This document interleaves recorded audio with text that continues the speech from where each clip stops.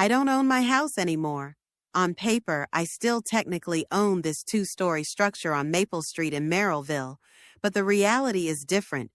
Every morning as I walk down the stairs, I feel like a guest within my own walls. At 73, I've become invisible, a shadow slipping around the periphery of other people's lives. Today, as usual, I woke up at 5 in the morning, a habit left over from my teaching days. 36 years of lecturing philosophy at the community college. 36 years talking to students about the nature of being, ethical dilemmas, and the search for meaning. And now, not even my own son sees fit to listen to my opinion on what kind of tea I prefer. I dress slowly, trying not to make any noise. I'd better get my morning tea down before Pearl comes down. My sister-in-law has an amazing gift for turning a routine breakfast preparation into a demonstration of my worthlessness. Hope, you forgot to turn off the stove again. Or, gosh, is it so hard to wipe the countertop after yourself? Her words sound caring to an outsider's ear, but the intonation? There's always that tinge of annoyance in it, as if I'm a naughty child making a nuisance of myself. I tiptoe down the stairs, skirting the 3rd step, which creaks treacherously. Ambrose promised to fix it a year ago. I stopped reminding him a long time ago. The kitchen greets me with morning silence. Everything here has changed since they moved in. My old hand-painted teacups are tucked away in a faraway cupboard, replaced by faceless white china, more modern, as Pearl explained. My tea collection has been moved to the top shelf, which I can barely reach. I find the chamomile one, not my favorite, but at least it doesn't require boiling water that might wake the family with the noise of the kettle. 15 years ago, when Edward died, my world came crashing down. 42 years of marriage, hand in hand, thought for thought. His death from a heart attack was sudden. In the morning, he was having breakfast and joking about his retirement plans, and in the evening, I was already sitting in the hospital corridor, trying to realize that I would never hear him laugh again.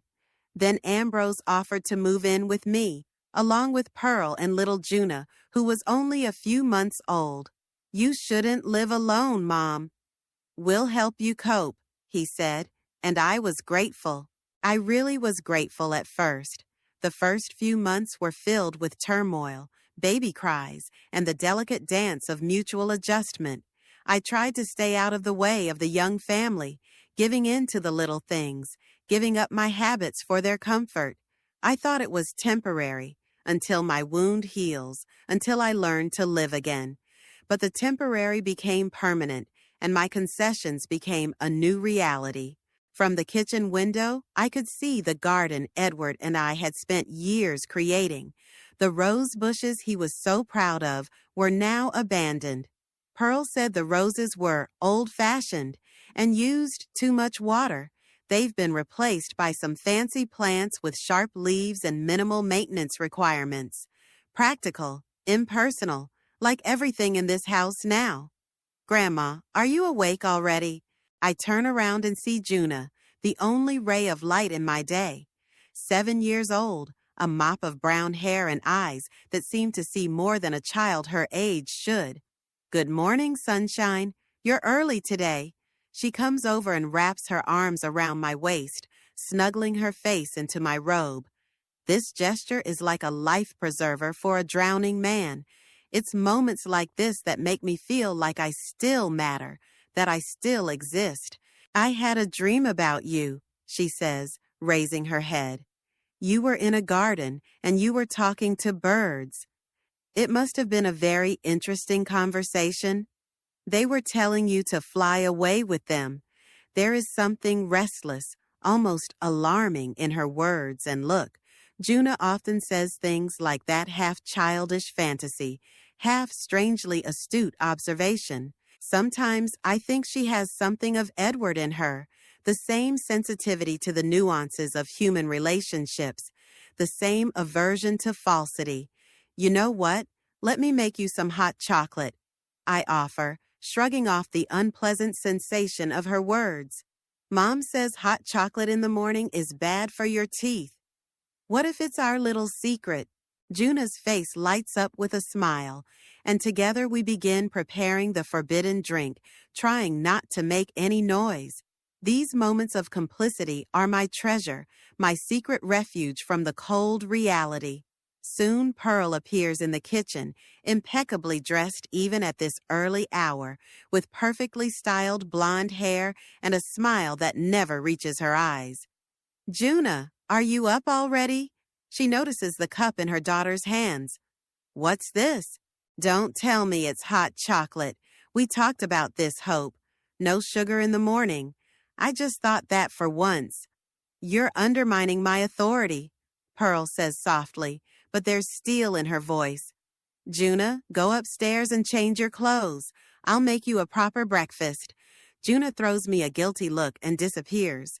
Pearl starts moving around the kitchen, loudly opening and closing cabinets, defiantly wiping down surfaces I've supposedly left dirty. "I wanted to talk to you, Hope," she says finally. "Ambrose thinks you should start taking the vitamins Dr. Phelps prescribed. You're forgetting to take them. I don't forget.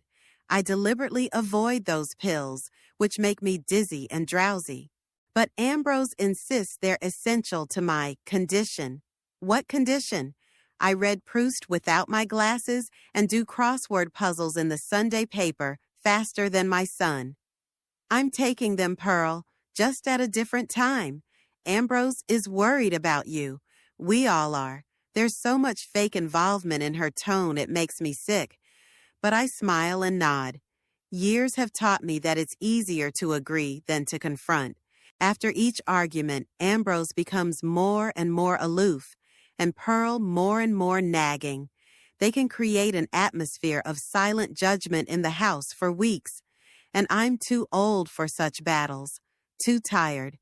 Ambrose comes down for breakfast, tall with a gray streak in his dark hair, so like Edward in appearance and so different in substance.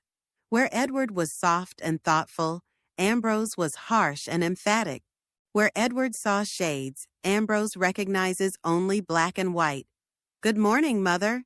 He kissed my cheek, a formal gesture devoid of warmth. "How did you sleep?"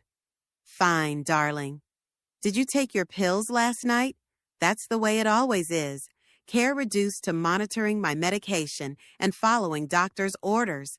Never. What are you reading? Or what are you thinking?" My thoughts stopped mattering to him a long time ago. "Yes, of course." "Good for you." He pats my shoulder as if I were an obedient dog following a command. "I've been going over our expenses from last month. Your spending on books is over budget again. Books are my only solace, my window to the world outside these walls. After Edward died, I handed over the management of our finances to Ambrose. It seemed sensible at the time. I was crushed by grief, and he had a background in business. Now I had to account for every purchase like a teenager begging for pocket money. "It was only 2 books, Ambrose." "Which you could have borrowed from the library," Pearl intervened, arranging the plates. "Why buy something you can get for free? I like to have my own copies, making notes, going back to favorite passages." "At your age, you should learn to save money." Ambrose cuts in. "Pension's a tight squeeze. My pension as a 36-year-old college professor, plus Edward's pension, which passed to me when he died. But I haven't seen that money in a long time. All the accounts are managed by Ambrose, who gives me allowances for small expenses." "I'll be more frugal," I promise, swallowing the humiliation along with the oatmeal Pearl places in front of me. A flavorless mass with no salt or sugar. For my health. Juna comes down for breakfast already in her school uniform. She sits down next to me and squeezes my hand under the table, a small gesture of support she often makes when she senses my depression. Sometimes I think this little girl understands more about what's going on in our house than all the adults combined. After breakfast, Ambrose goes to work, He's a financial consultant for a company I can't remember the name of. Pearl takes Juna to school and then goes to her job at the design agency. I am alone in a house that was once filled with my books, my music, my memories. Now there are Pearl's glossy magazines, Ambrose's electronic gadgets, and the sterile atmosphere of a house that is no longer home. At hours like this, I sometimes allow myself to daydream. I imagine I'm getting on a bus and going somewhere far away, starting a new life, meeting new people who don't look at me as a burden. But then reality comes back. Where will I go? What am I gonna live on? All my funds are controlled by Ambrose. All my friends have gradually disappeared from my life. First because of my grief and self-isolation, then because of Ambrose's subtle but insistent policy of cutting off unnecessary contacts. I go to my room, the only place in the house that still belongs to me. Even here, though, Pearl has managed to impose her own aesthetic, replacing my old curtains with more modern ones, removing most of the pictures from the walls. They collect dust, hope. I sit down in the chair by the window. It's the one Edward gave me for our 30th wedding anniversary, and it's the only piece of furniture I really fought for when Pearl wanted to throw it out.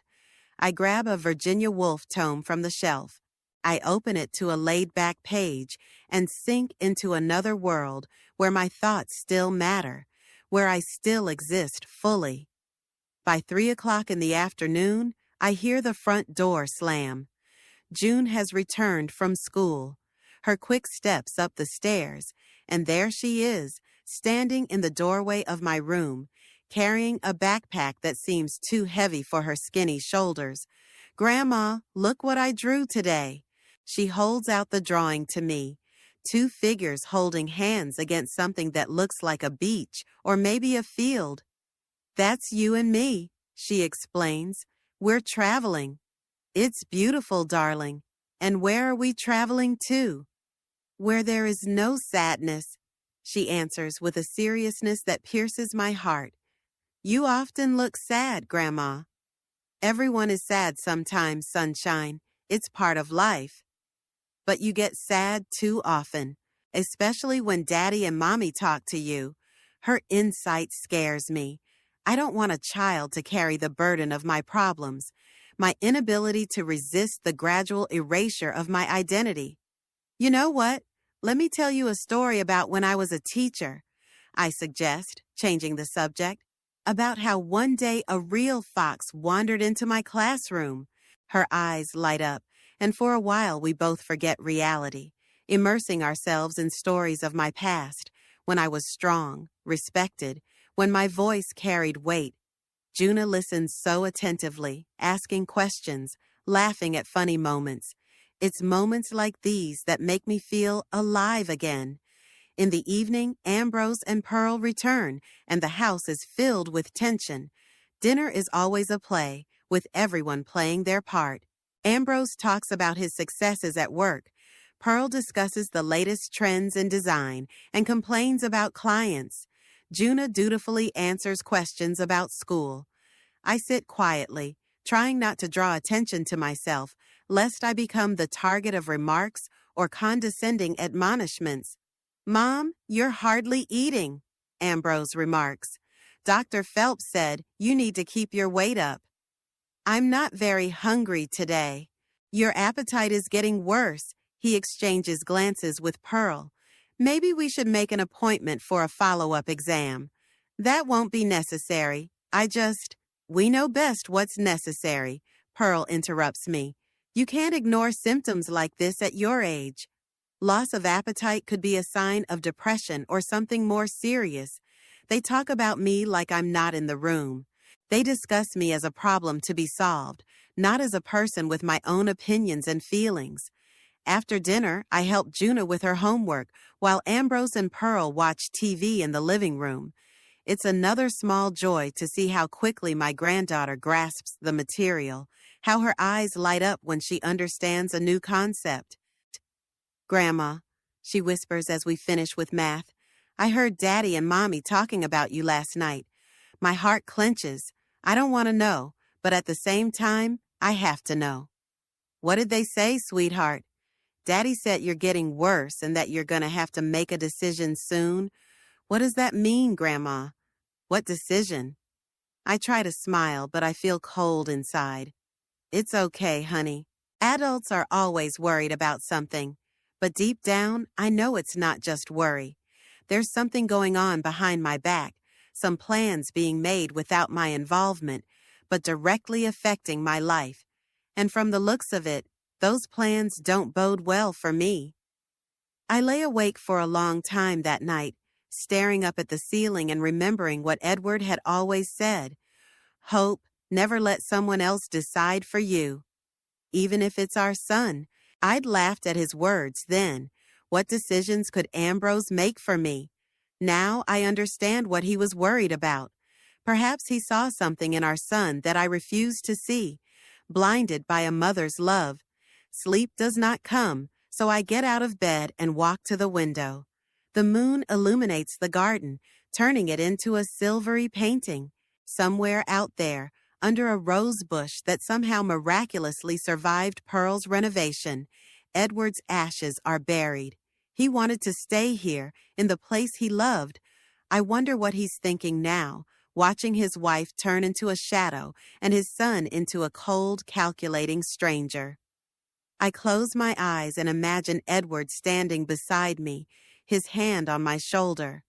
"Fight, Hope," he says, as if whispering. "You're stronger than you think." Maybe he's right. Maybe somewhere deep inside me still lives that Hope Bridgewater who wasn't afraid to stand up for her beliefs in front of an audience of students, who wrote a book about women in philosophy, who didn't give up in the face of adversity. I go back to bed, and this night I have a strange dream. I am standing in a garden talking to birds. They tell me to fly away with them before it's too late, just like in Juna's story. And in my dream, I feel that soon, very soon, I will have to make a choice, to remain a prisoner or to risk everything for freedom. For the last 2 weeks, something has changed in the house. I can feel it in my skin, the way animals feel the approach of a thunderstorm. The looks that Ambrose and Pearl exchange when they think I'm not looking. The abruptly dropped conversations when I enter the room. Small, almost imperceptible details that add up to a disturbing picture. Tuesday morning began as usual. I went down to the kitchen before anyone else, made my herbal tea, which Pearl considers old lady and useless, and settled by the window, looking out at the garden covered in morning dew. I thought it would be a good idea to go out and see if the irises I'd secretly planted last fall in the far corner of the property, where Pearl rarely visits, had bloomed. This little secret territory is my silent protest, my tiny revolution against the sterile order she has established in my garden. I was so immersed in my thoughts that I didn't hear footsteps. Ambrose's and Pearl's voices came from the hallway. They obviously didn't know I was already in the kitchen, the door of which was closed. "It's definitely getting worse," Ambrose said. "I found her slippers in the refrigerator yesterday." I froze with the cup in my hand. What's he talking about? I never put my slippers in the fridge. Never. Dr. Phelps warned that it can happen gradually, Pearl replied. It starts with little things, forgotten things, strange behaviors. Remember when she burned the toast last week? I almost snorted with indignation. The toast burned because Pearl had installed a new toaster with some unimaginably complicated settings and didn't bother to explain to me how it worked. "We need to think seriously about what to do next," continued Ambrose. "I'm not sure we can give her the care she needs here. Maybe we should consider our options." At that moment, Juna's light footsteps sounded on the stairs, and the conversation stopped. I quickly pretended that I had just entered from the other side of the kitchen. "Good morning, Mom," Ambrose entered with a strained smile. "You're early today." "Couldn't sleep," I answered, trying to keep my voice sounding normal, though my heart was pounding like crazy. My son came over and looked at me carefully. the way one looks at an exhibit in a museum or a strange specimen under a microscope. Did you take your pills last night? Yes, of course, I lied. In fact, I was increasingly forgetting to take the medications Dr. Phelps had prescribed.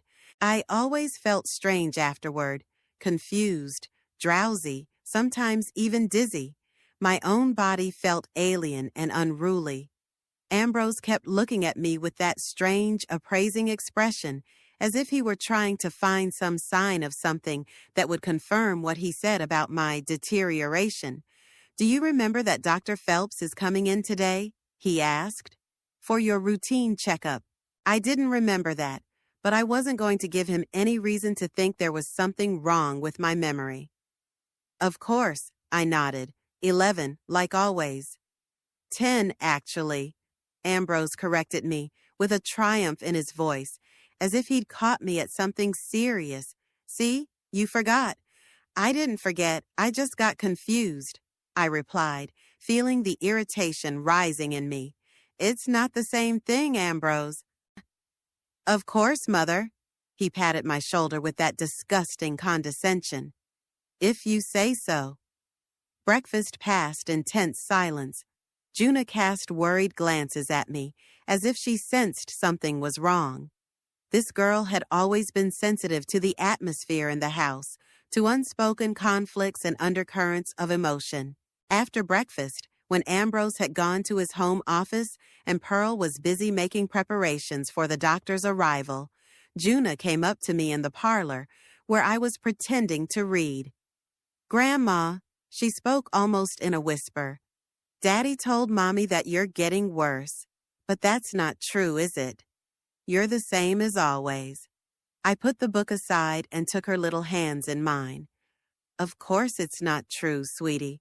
Your daddy's just worried like all kids worry about their parents when they get older." But Juna didn't seem convinced. "I heard them talking about some special place for you. What is that place for, Grandma?" My heart skipped a beat. A special place? They were discussing a nursing home? Did it really go that far? "It's just talk, honey." I tried to make my voice sound carefree. "Nothing concrete." "Dad said it's for your own good," Juna continued. "But I don't want you to leave, Grandma." I hugged her, feeling a lump in my throat. This little girl was the only person in this house who truly wanted me there, who saw me not as a burden or a problem, but simply as a grandmother to love. "I'm not going anywhere, I promise," I said, though an inner voice whispered that it might not be a promise I could keep. At 10 o'clock, Dr. Phelps arrived, a gaunt man with perpetually tired eyes and a mechanical smile. He was Ambrose's doctor, and I never understood why my son insisted I see him too, instead of Dr. Chen, who had been my general practitioner for over 20 years. The examination took place in my room, but Ambrose insisted on his presence, as if I were an incapacitated child. Dr. Phelps took my blood pressure, listened to my heart, asked the standard questions about my well-being, and then proceeded to what he called a cognitive evaluation. "Give me today's date, Mrs. Bridgewater," he asked. "April 27th, Tuesday," I answered, though I was always annoyed by these elementary questions. "Okay," he made a note in his notebook. "And the year?" I barely kept from rolling my eyes. 2025. "Excellent," he nodded, as if I'd solved a complex math problem. "Now please name the 3 items I'm about to show you, and later I'll ask you to remember them." He took out a pen, a small pocket watch, and a coin from his pocket. I obediently named them, feeling my cheeks burning with humiliation. Out of the corner of my eye, I saw Ambrose watching me with an anxious expression, as if he expected me to become delirious or forget my own name at any moment. After a series of similar tests, Dr. Phelps nodded satisfactorily, folded his notebook, and addressed Ambrose, not me. "Mrs. Bridgewater's cognitive function remains stable, but I still recommend increasing the dosage of pregabalin, and perhaps a small dose of anxiolytics. I'm noticing signs of anxiety. I'm not anxious, I objected. And I don't want to increase the dose. These pills are making me worse, not better. Dr. Phelps and Ambrose exchanged a look that said, "See? She doesn't realize her condition. Mother, Dr. Phelps wants to help you," said Ambrose in that peculiarly patient tone he used when he thought I was being unreasonable. "You trust him, don't you?" Actually, I didn't. There was something about the man's eyes, some cold, calculating quality that made me feel not like a patient, but a problem to be solved. But I knew that open resistance would only reinforce their belief that there was something wrong with me. "Sure," I said with a fake smile. "I just don't like to swallow pills." "I totally understand." The doctor patted my arm. "No one does. But it's necessary for your health." After he left, Ambrose lingered in my room. He stood at the window, looking out at the garden, his silhouette a dark outline against the bright spring day. "Mother, there's something I'd like to discuss with you," he began without turning around. "Something important. I'm listening." I tried to keep my voice calm, though a sense of danger was growing inside me. "Dr. Phelps thinks we need to think about the future, about how to get you the best care possible if," he hesitated for words, "if your condition changes." "My condition is perfectly normal for a woman of my age," I argued. "I can take care of myself just fine. Right now, yes." He finally turned and looked at me. There was a strange mixture of worry and something else in his eyes that I couldn't quite pinpoint. "But no one knows what's going to happen tomorrow. Mom, I think we should update your medical power of attorney, just in case. Medical power of attorney, a document that allows another person to make medical decisions for you if you're unable to make them for yourself. I signed one for Ambrose a few years ago when I had knee surgery, a temporary measure that has long since become irrelevant." "Why? The old power of attorney is still in effect," I said, trying to figure out what he was getting at. "It's limited in scope," Ambrose replied. "The new one will be more comprehensive. It will give me the ability to make a wider range of decisions when necessary." I looked at my son, the man I had born, raised, and given so much love and care to, and for the first time in all these years, I clearly saw an outsider, a man who looks at me not with filial love, but with cold calculation, a man who sees me not as a person with his own desires and rights, but as a problem to be solved. "I need to think about it," I said, averting my gaze. "This is a big decision." "Of course, Mom." He came over and kissed my forehead, a gesture that had once been filled with warmth, but now seemed like an empty formality. "There's no rush. Just remember that I only want the best for you." Thursday night, I overheard Ambrose talking on the phone in his office. The door was ajar, and his voice carried to the hallway where I passed. "Yes, we'll be at your place on Saturday, around 11, he was saying. "I'd like to inspect the premises and discuss all the details. Yes, she requires special care. No acute mental illness, but progressive dementia, according to Dr. Phelps." I froze in place, unable to believe my ears. Dementia? Dr. Phelps diagnosed me with progressive dementia? When? And why wasn't I told? "Cost is not an issue, but I would like to make sure she gets proper care," Ambrose continued. "And, of course, it's important that she doesn't have the ability to cause problems. You know what I mean. My legs gave out, and I grabbed the wall to keep from falling. This isn't just talk. These are real plans, concrete steps. They were going to send me to some institution, presenting me as someone with dementia, unable to make decisions for myself. I quietly backed away and went back to my room. What was I going to do? Who would I turn to? Over the years in this house, I had allowed Ambrose to alienate me from all my friends and acquaintances. I had no one left to help me. I pulled an old notebook out of my desk drawer, the only one Pearl hadn't thrown away. Flipping through the yellowed pages, I searched for names of people I could turn to. My old coworkers, many had died or moved away. Book club friends, long lost. Sybil Whistlebrook, my best friend since college. We hadn't seen each other in over 5 years, ever since Ambrose convinced me that Sybil was a bad influence on me with her radical views. A knock on the door snapped me out of my gloomy thoughts. Juna slipped into the room, holding something behind her back. "Grandma, I made you a surprise." She pulled out a small paper bag from behind her back. "I picked them in the garden before Mom saw." Inside the bag were petals of irises, the same ones I had secretly planted last fall. "They bloomed, Grandma." Juna glowed with pride. "I knew you wanted to see them, but Mama won't let you go to the far corner of the garden. She says you might fall." I took the petals, feeling tears come to my eyes. This small act of kindness, this understanding of my wishes. There is more humanity in a 7-year-old girl than in her parents. "Thank you, sweetheart." I hugged her. "This is the best gift." Juna sat down next to me on the bed.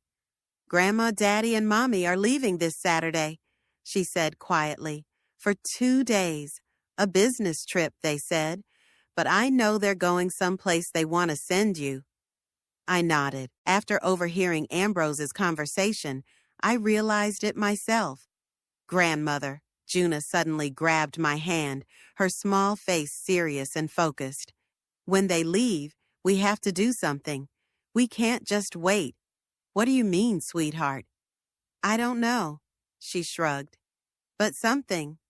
Maybe we should—" She hesitated, as if afraid to speak her mind. "What, Juna?"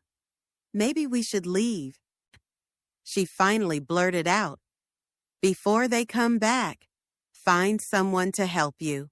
You always said Mrs. Whistlebrook was your best friend. Maybe she could help." I looked at my granddaughter, amazed at the wisdom in her childish logic. Yes, maybe that's what we should do. Find Sybil, tell her what's going on. She was a lawyer before she retired. She knows about the rights of the elderly. She could tell me how to defend myself legally. "That's a brave thought, Juna," I said cautiously. "But aren't you scared? After all, it would mean disobeying Mom and Dad." She paused for a moment, obviously considering the question, and then looked at me with her clear eyes. "I am," she admitted. "But you know, Grandma, sometimes the right decision isn't the easiest decision. You taught me that yourself. At dinner, Ambrose made it official. Mother, Pearl and I are leaving tomorrow morning on a business trip. We'll be back Sunday night. Juna and Mrs. Parker will be staying with you." Mrs. Parker was a neighbor who sometimes looked after Juna. An older woman, kind but not overly attentive. Perfect for Juna and me. "Don't worry, dear," I smiled with ostentatious calm. "Juna and I are going to have a wonderful time together." Pearl gave me a suspicious look, but didn't say anything. She and Ambrose spent the rest of the evening packing for the trip, discussing the details of their itinerary without paying any attention to me. I sat in my chair, pretending to read, thinking that I might soon have to make the boldest decision of my life. Saturday morning was unusually sunny. The light coming through the curtains woke me up earlier than usual, and I lay there, watching the golden streaks slowly move across the wall of my room. A strange feeling filled me, a mixture of anxiety and determination, a premonition that today could change everything. From the window I could see Ambrose loading the suitcases into the trunk of the car.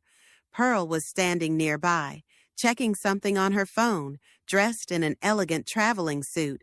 They looked animated, almost joyful, so different from their usual reserved demeanor. This trip had clearly meant a lot to them. I dressed quickly and went downstairs, determined to play the role of caring mother and mother-in-law, seeing the children off. The less suspicion they had of my intentions, the better. "Good morning." I entered the kitchen, where Juna was already eating breakfast under Mrs. Parker's supervision. I see you are ready to go. Ambrose looked up from his telephone. Yes, Mother. The plane leaves at 10:15. We have to leave in 20 minutes to check in. Can I offer you some coffee before we go? Pearl shook her head, not even trying to hide her irritation. No, thank you, Hope. We've already had a drink. In fact, I've set the machine to a certain setting. Better not touch it while we're gone. I held back a smile. Typical Pearl, even in the smallest things, trying to control. The little tyrannies she set up in my house every day. Of course, dear. I didn't mean to.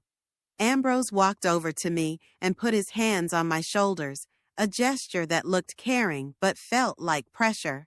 Mother, I've left all your medication on the kitchen table, with clear instructions for Mrs. Parker. She'll make sure you take them on time. Mrs. Parker, an elderly woman with thin gray hair and a perpetually worried expression, nodded with a serious look. Don't worry, Mr. Bridgewater. I'll see to it. Good. Ambrose turned to Juna. Be a good girl, dear. Listen to Mrs. Parker and help your grandmother. Juna looked up from her plate. She had that strange, age-inappropriate, serious expression on her face that I'd noticed a lot lately. Yes, Daddy. I'll take care of Grandma. Pearl glanced at her watch. We've got to go, Ambrose. I don't want to stand in line to check in. A quick farewell followed. Formal kisses on the cheek, a duty hug, promises to call when they landed. And then they were on their way out. The front door slammed, the car engine started, and the car pulled onto the road. I stood at the living room window, watching them drive away, and I could feel the tension I hadn't even realized was starting to let go. 2 days of freedom, 2 days without their appraising glances, without their scrutiny, without their presence that seemed to suck all the air out of the house. Mrs. Parker was in the kitchen, putting away the breakfast dishes. Is there anything I can do for you? I asked as I came in. No, Mrs. Bridgewater. She shook her head. You rest. Mr. Bridgewater said, you need rest. Of course he did. Ambrose did everything he could to keep me as still as possible, as independent as possible. Concern for my health was the perfect excuse for control. Actually, I'm feeling quite well today, I said. I think Juna and I could take a little walk in the garden later. Mrs. Parker looked uncertain. I don't know, Mrs. Bridgewater. Mr. Bridgewater was very particular about not overworking yourself. A short walk in my own garden can hardly be considered overwork. I smiled, trying to sound carefree. But don't worry, we're not going anywhere anytime soon. That, at least, was true.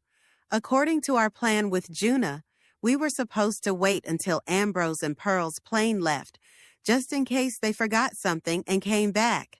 The flight was at 10:15, which meant we had to wait until at least 11.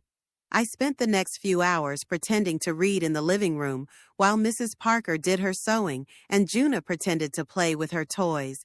But I noticed how my granddaughter kept glancing at the clock, how nervously she rubbed the hem of her dress, signs that only very attentive eyes could detect. Fortunately, Mrs. Parker was not particularly observant. At 11:15, Juna approached Mrs. Parker with an innocent look. Mrs. Parker, can I have a cookie? Of course, dear. The woman smiled. Come into the kitchen and I'll give you a couple. As soon as they disappeared behind the kitchen door, I quickly pulled out my cell phone and checked the status of Ambrose and Pearl's flight. Departed, the airport website said. They were already in the air, which meant they couldn't suddenly return. Juna returned to the living room a few minutes later, holding a cookie and a glass of milk. She sat down next to me and nodded discreetly, our secret sign that everything was going according to plan. Mrs. Parker, I turned to our babysitter. Perhaps you should go home and see if everything is okay. You said you were expecting a delivery today. Mrs. Parker lived 2 doors down from us, and I knew she was worried about a package of medicine for her husband that was supposed to be delivered today. Oh, you're right. She glanced at her watch. But Mr. Bridgewater told me not to leave you alone. We'll be perfectly fine, I assured her. I'm going to take a nap, and Juna wants to watch her cartoon. You'll be back in an hour, right? Even sooner, she promised, already packing her things. Are you sure you can handle it? Absolutely. I smiled the most convincing smile I could muster. Don't worry about us. As soon as the door closed behind Mrs. Parker, Juna jumped up, her eyes sparkling with excitement and fear. Grandma, she grabbed my hand. We have to go, now. I was surprised at the intensity of her reaction. Juna, we have time. Mrs. Parker won't be back for another hour. No, Grandma. She pulled on my arm with unexpected strength. You don't understand. There's something I have to show you, something I found on Daddy's computer. She dragged me into Ambrose's office, a room I was rarely allowed to enter. His laptop was on the desk, and to my surprise, it was on. Dad forgot to turn it off before he left, Juna explained. I came in here by chance and saw that he had left his letters open. She led me over to the computer and pointed to the screen. Ambrose's email client was open, and first on the list was a message sent only a few days ago. The subject line was confirmation of premises, Silent Harbor. With growing dread, I began to read, Dear Mr. Bridgewater, confirmation that all paperwork for the placement of your mother, Mrs. Hope Bridgewater, in our facility has been received and processed. Based on Dr. Phelps's medical opinion of progressive dementia and your power of attorney for medical decisions, we are ready to admit the patient next Monday, April 29th. As discussed, we will provide a basic level of care according to your financial ability. We would like to note that Quiet Harbor is not a high-level medical facility, and our capacity for specialized care is limited. However, we will provide a safe environment with the necessary supervision, which we understand is your top priority. We look forward to your visit this Saturday to finalize the details and sign the necessary forms. Regards, Elliot Grimshaw, Administrator, Silent Harbor. My heart was pounding so hard, I thought it was going to jump out of my chest. Silent Harbor was the name of the nursing home they planned to send me to. And judging by the tone of the letter, it was far from prestigious. Basic level of care according to your financial means was the phrase that particularly caught my eye. Ambrose had money, I had money, but he obviously wasn't going to spend it on quality care for me. That's not all, Grandma, Juna whispered, clicking her mouse and opening another letter. Look at this one. The new letter was from Dr. Phelps, dated 3 weeks earlier.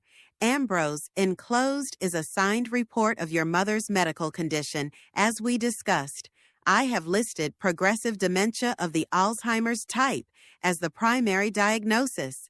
Although, as we both know, your mother's cognitive tests show no clear signs of dementia at this time, I have emphasized the early stage and the potential for rapid deterioration, given her age and family history, which I should note we have exaggerated somewhat. The document should be sufficient to obtain full guardianship and place her in a restricted facility as you requested. I've also prepared medication recommendations that will provide the necessary level of manageable, shall we say. As to your question about possible legal ramifications, the risk is minimal, especially if your mother remains isolated from outside contacts that could initiate an independent evaluation. As we discussed, once institutionalized, her condition is likely to actually worsen due to the stress and change in environment, which will only confirm our diagnosis ex post facto. I have sent the bill for my services to your home address as you requested. Please ensure that payment is made in cash as agreed. Sincerely, Harold Phelps, M.D. The room seemed to swirl around me. It was a conspiracy. A real cold-blooded conspiracy to rob me of my freedom, my dignity, and apparently my money, my own son, my Ambrose. Grandmother. Juna tugged at my sleeve, her voice trembling. "There's something else. I found some papers in Dad's file. He forged your signature on the new power of attorney, the one that gives him full control of all your money and property." "He what?" I was too stunned to fully comprehend what she was saying. "He's been practicing copying your signature. I saw the attempt sheets, and then he signed the real documents with your name. I've seen them, grandmother. He's going to take everything." I slumped back in my chair, feeling weakness spill over my entire body. Forging a signature. This wasn't just unethical behavior anymore. It was a crime. "Grandmother," Juna grabbed my hand again, her eyes full of fear and determination. "We have to leave, right now. They'll be back tomorrow, and Monday." Monday will be too late. She was right. Staying here meant giving up. It meant letting Ambrose lock me up in Quiet Harbor, tranquilize me, and take everything I had, my home, my savings, my freedom, and maybe even Juna, who was clearly the only person in this family who really cared about me. "You're right," I stood up, suddenly determined. "We're leaving, right now." "I've already packed some things," Juna whispered. "The essentials, like we discussed. And I took your real medication, the ones you really need, not the ones Daddy makes you take. My 7-year-old granddaughter. So little, but so brave and sensible."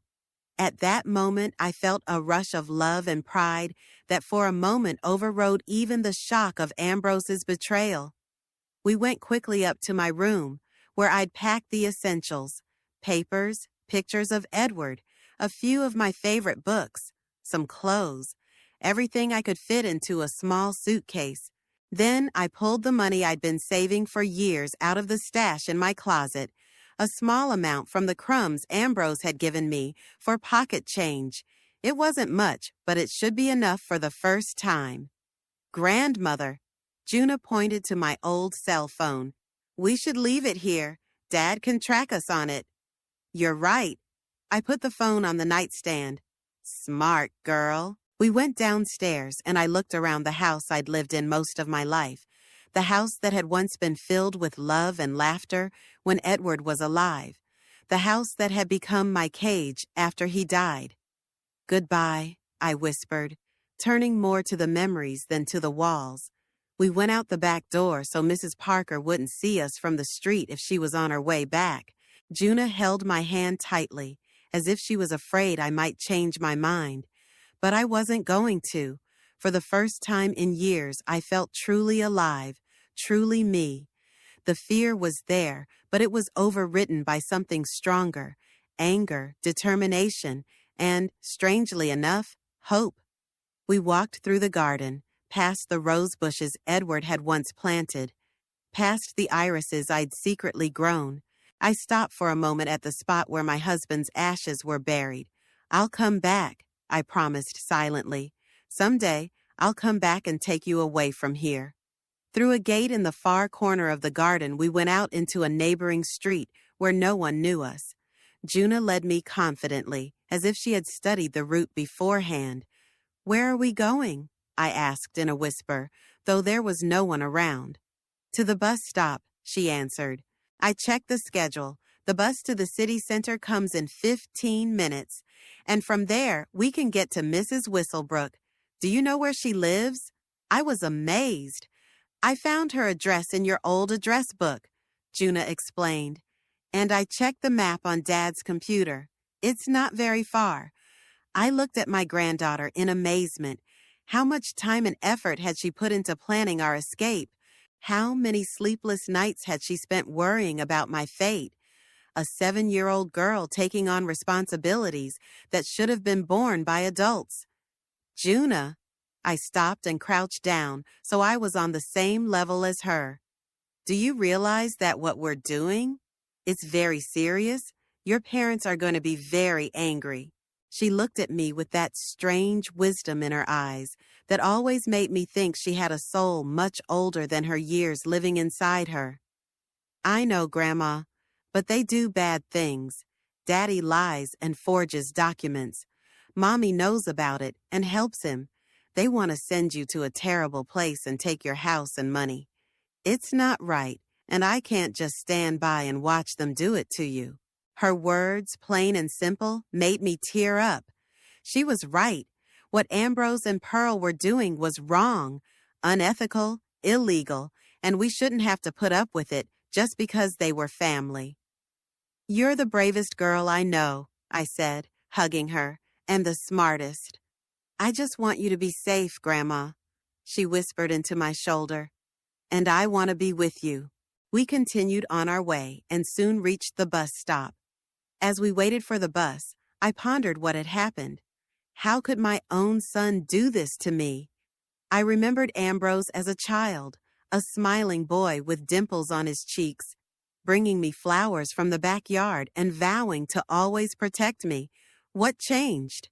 When did he turn into this cold, calculating man, willing to send his own mother to a basic care facility just to gain control of her estate? The bus pulled up right on schedule. We boarded and I paid the fare from my meager savings. Sitting next to Juna, looking out the window at the streets of Merrillville floating by, I felt strangely calm.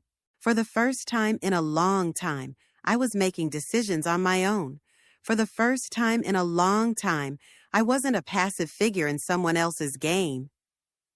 "Grandmother," Juna interrupted my musings. "Aren't you afraid?" I thought for a moment, analyzing my feelings. "I am afraid," I admitted honestly. "But you know, sometimes fear isn't a bad thing. Fear can be a signal that we're doing something important, something that matters. And sometimes we need to act in spite of fear." She nodded, as if that was completely in line with her own thoughts. "Do you think Mrs. Whistlebrook will help us?" "I hope so," I answered. "Sybil has always been a strong woman, and a good lawyer. If anyone could help us in this situation, it would be her." Of course, there was a chance that Sybil was no longer living at her old address, or that she wouldn't want to help us. After all, we hadn't seen each other in over 5 years, but I had to try. I had no other choice. The bus stopped in the center of town, and we got off. Now, we had to find a cab to take us to Sybil's house in the suburbs. I was worried about the money. There wasn't much of it, and it would have to hold us over until we could come up with a longer-term plan. But again, Juna seemed to have thought of everything. "We can take the number 14 bus," she said, pointing to the schedule at the bus stop. "It goes